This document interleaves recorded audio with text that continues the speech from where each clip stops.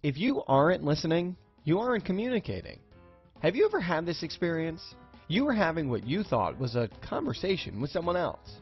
You ask them a question and their response has absolutely nothing to do with what you asked or what you were talking about. Guess what? You were not involved in the conversation. What was missing from your so-called conversation is a concept called active listening. Active listening is a way of listening and responding to another person that improves mutual understanding. Believe it or not many people use this art in their communication. But I bet this does not actually surprise you. Many times, people are planning what their response will be to a particular point made by the person they are conversing with, sort of planning their attack. Other times, they might be distracted by their list of to-dos for the day, the weather, what they want to wear, or any other things on their mind that have nothing to do with the conversation. This is common both in personal and business interactions, and of course, does not lend itself to successful relationships. What is the result of not using active listening skills? A lot of misunderstandings and potential trouble in that relationship. In order for communications to be effective, the communicator needs to really listen to what is being said, and they need to care about how the other person perceives the message he or she is trying to send. Personal relationships usually disintegrate because of poor communication skills. Misunderstandings and misinterpretations lead to resentments, and walls are then put up between the involved parties.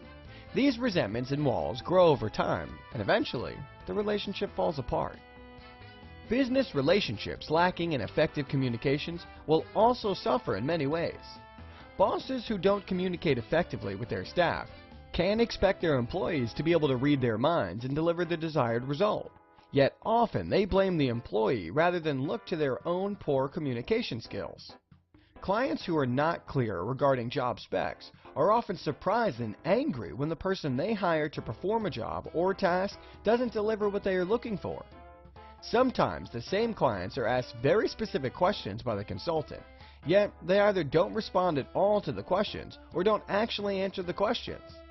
Have you ever been in a situation where you very clearly state each question in an itemized list, yet the client doesn't respond? It is not fun.